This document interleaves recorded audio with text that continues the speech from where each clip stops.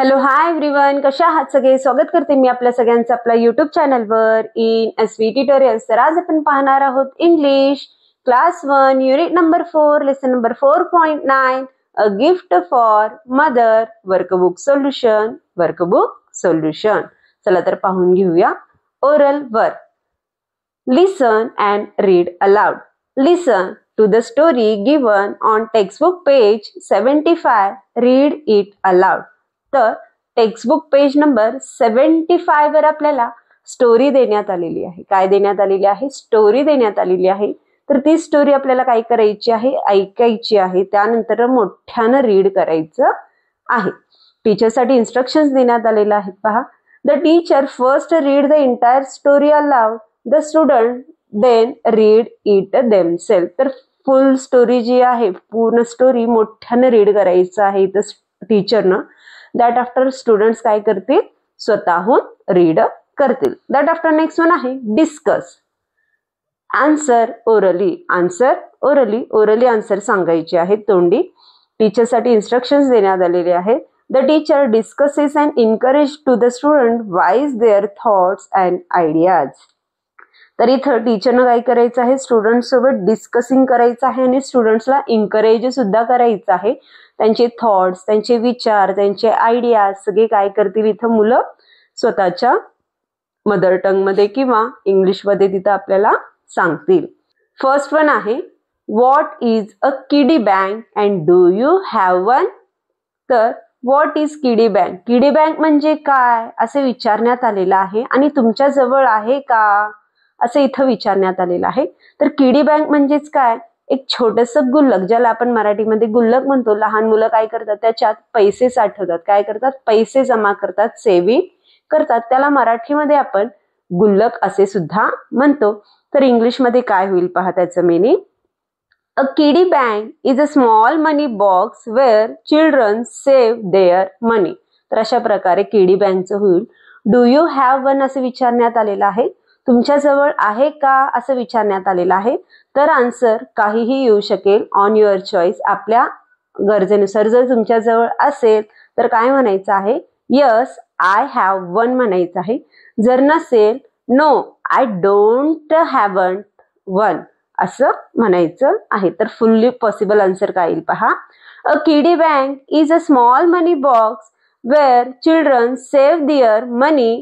Yes I have one किंवा no I don't have one. अशा प्रकारे येथे याचं आन्सर येऊ शकेल. That after next one question आहे what gift will you give your mother on her birthday.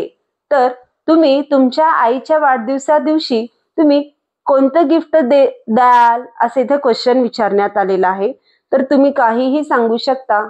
May be answer काहीही येऊ शकेल. तर तुम्ही गिफ्ट ग्रीटिंग कार्ड देऊ शकता, फ्लावर्स देऊ शकता, हँडमेड गिफ्ट देऊ शकता, मे बी काहीही इथं देऊ शकता. तर पॉसिबल आन्सर काहीही येऊ शकेल.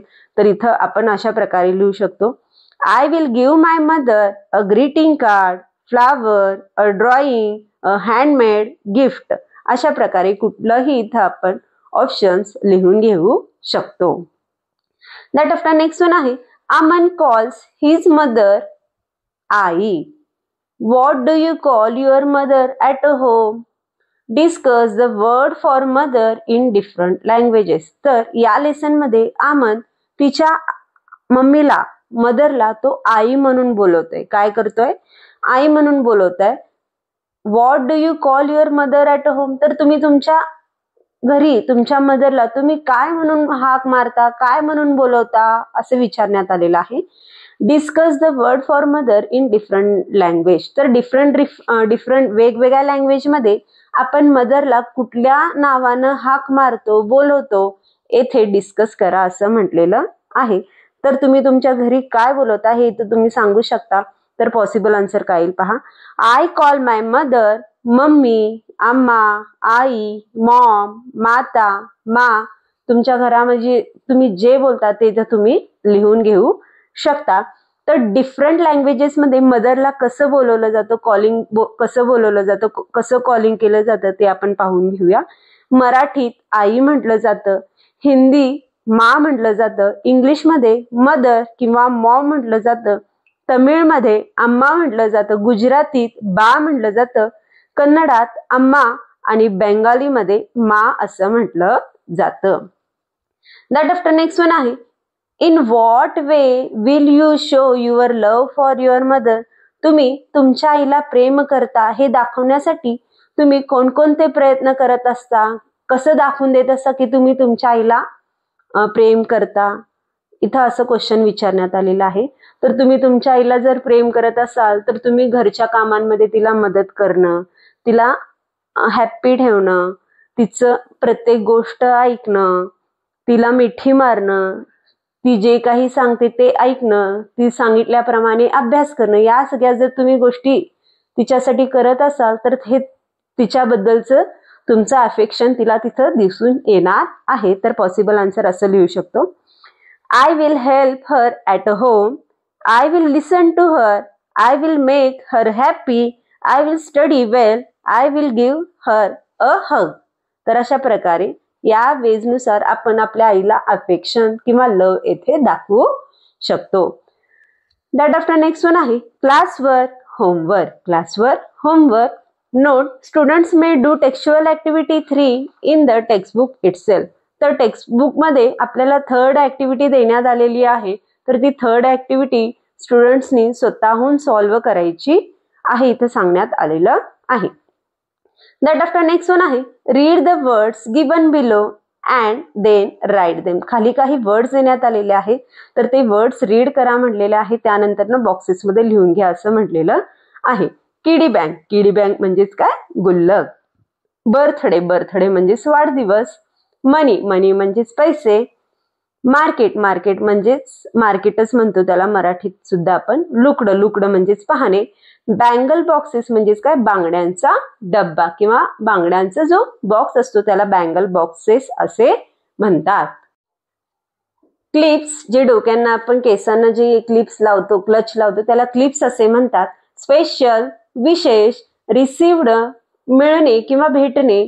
सडनली, अचानक. ग्रीटिंग कार्ड, शुभेच्छा पत्र. हगड, मिठी मारणे. दॅट आफ्टर नेक्स्ट वन आहे, number the following sentences according to their order in the story. स्टोरीमध्ये आपल्याला काही सेंटेन्सेस देण्यात आलेले आहेत, त्या सेंटेन्सेसला आपल्याला इथं सिक्वेन्सली अरेंज करायचं आहे आणि त्या अरेंजमेंटला इथं बॉक्सेसमध्ये नंबर द्यायचे आहेत. चला तर पाहून घेऊया. फर्स्ट वन कुठली घटना घडलेली आहे आपण ते पाहून घेऊया. तर फर्स्ट वन आहे, Aman did not buy anything from the market. तर मार्केटमधून त्यांनी काहीच विकत घेतलेलं नव्हतं. ही पहिला सेंटेन्स येणार नाही. Aman went to the market. Aman मार्केटला गेला. Aman came back home tired. तो अमन पुन्हा घरी आला, थकून घरी आलेला आहे. Aman finally made a greeting card for his mother. तर पहिलं सेंटेन्स येईल, Aman went to the market. पहिला कुठं गेला, तो मार्केटला गेला. हा होईल फर्स्ट सेंटेन्स. दॅट आफ्टर, त्या मार्केटमध्ये गेल्यानंतर त्या सगळ्या वस्तू तिथे त्याने पाहिल्या, त्याला कुठल्याच वस्तू तिथे आवडलेल्या नव्हत्या. मग Aman did not buy anything from the market. तर तिथे मार्केटमधून त्यांनी काहीच वस्तू विकत घेतलेल्या नाही. हा झाला सेकंड सेंटेन्स. तर थर्ड सेंटेन्स काय होईल, Aman came back home tired. तो थकून घरी आला, पुन्हा काहीच वस्तू विकत घेतलेल्या नव्हत्या आणि तसंच तो थकून घरी आला. हा झाला थर्ड सेंटेन्स. आणि Aman finally made a greeting card for his mother. तर त्याच्या मम्मीचं बर्थडे होतं, तर त्याच्या मदरचं बर्थडे असल्यामुळे तिथे त्यांनी वस्तू मार्केटमधून गिफ्ट आणायला गेला, त्याला गिफ्ट आवडलेल्या नव्हत्या. तसाच तो घरी आला आणि शेवटी त्याने आईसाठी काय बनवलं, त्याच्या मदरसाठी तिथं त्याने काय बनवलेलं होतं, ग्रीटिंग कार्ड बनवलेलं होतं. तर हा होईल fourth sentence. That after next one आहे, put a tick for the things you do and cross out for the things you don't do. काही ज्या गोष्टी तुम्ही करतात त्याला टिक मार्क करा म्हटलेले आहे, ज्या गोष्टी तुम्ही नाही करत त्याला क्रॉस आउट करा असं म्हटलेलं आहे. चला तर पाहून घेऊया. I help my mother with the housework. तर मी माझ्या आईला घरकामात मदत करते. तर हे लहान मुलं करतात, तर त्याला काय करून घेऊया, टिक करून घेऊया. I help my mother to carry the groceries. तर किराणा सामान आणण्यासाठी मी माझ्या आईला काय करतो, मदत करते किंवा करतो, तर हा सुद्धा काय आहे, मुलं करतात. तर इथं सुद्धा आपण टिक करूया. I disobey my mothers when she tells me to do something. तर माझी आई किंवा माझी मदर जे काही मला काहीतरी काम सांगते किंवा काहीतरी करायला सांगते, तर मी ते तिचं ऐकत नाही. तर हा झाला. असं कधी होत नाहीत, मुलं डिसओबे करत नाहीत, आज्ञा पाळतात. जे काही कामं सांगितलेले असतात आईनं ते कामे मुलं करतात. तर हा आहे, तुम्ही असं करणार नाही, लहान मुलं असं करणार नाही. तर हे क्रॉसआउट झालेलं आहे. I love my mother. तुम्ही तुमच्या आईला प्रेम करता, तर हो, टिक करून घेऊया.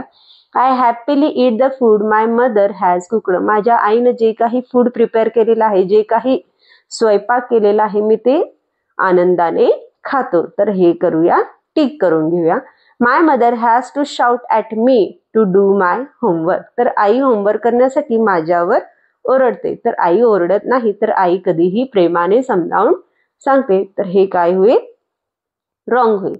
दॅट आफ्टर नेक्स्ट वन आहे add yes to the following words. तर खाली वर्ड्स देण्यात आलेला आहे, त्याच्यात यस हा लेटर ॲड करायचा आहे. गिफ्ट, गिफ्ट्स, सिंग्युलर आणि प्लुरल होईल इथं. Gift, gifts. Card, cards. Bank, banks. Clip, clips. bangle, bangles. And bag, bags. That after next one activity आहे make a greeting card and color it and decorate it with the pictures etc. तर खाली आपल्याला greeting card तयार करा असं म्हटलेलं आहे. त्या ग्रीटिंग कार्ड मध्ये आपल्याला पिक्चर ड्रॉ करायचं आहे. मी ऑलरेडी करून दाखवले, तुम्ही कुठलंही पिक्चर इथे ड्रॉ करू शकता. आणि त्याला काय करायचं आहे, त्या ग्रीटिंग कार्डला कलर करायचा आहे. Decorate with a picture, picture काढू शकता किंवा ड्रॉ करू शकता किंवा स्टिक करू शकता आणि त्याला डेकोरेट करायचं आहे. दॅट आफ्टर नेक्स्ट वन आहे with the help of your parents complete the following chart. तर पेरेंट्सचा हेल्प घेऊन, पालकांचं मदत घेऊन खालचं चार्ट आपल्याला काय करायचं आहे, कम्प्लीट करायचं आहे. माय बर्थडे इज ऑन. तर जो स्टुडंट असेल फर्स्ट स्टँडर्डचा, त्याचं बर्थडे कधी असणार आहे, तो बर्थडे इथं आपल्याला लिहून घ्यायचं आहे. मुलांचं फर्स्ट स्टँडर्डला जे मुलं आहेत, ज्याचं हे वर्कबुक असेल, त्या मुलाचं बर्थडे कधी असणार आहे त्याचं इथं आपल्याला बर्थ डेट लिहून घ्यायचं आहे. तर मी इथं लिहून घेईल 8th March. My mother's birthday is on. तर त्या मुलाच्या आईचं बर्थडे, ज्याचं वर्कबुक आहे त्याच्या आईचं बर्थडे कधी असेल ते इथं लिहून घ्या म्हणलेलं आहे. तर मी इथं लिहून घेईल 1 एप्रिल. माय फादर्स बर्थडे, त्या वडिलांचं बर्थडे कधी आहे ते इथं लिहा म्हणलेलं आहे 3rd मार्च. माय ब्रदर्स और सिस्टर्स बर्थडे, त्या मुलाची बहीण किंवा भाऊ असेल तर त्याचं बर्थडे इथं लिहायचं आहे. तर इथं लिहून घेऊया 4th सप्टेंबर. तर अशा प्रकारे इथं आपण हे वर्कबुक कंप्लीट करून घेऊ शकतो. अशा प्रकारे आज आपण lesson number 4.9 a gift for mother हा वर्कबुक सोल्युशन पाहिलो. तर व्हिडिओ आवडल्यास लाईक करा, शेअर करा, सबस्क्राईब करा. पुन्हा भेटूया असेच अनेक व्हिडिओ घेऊन. Bye bye.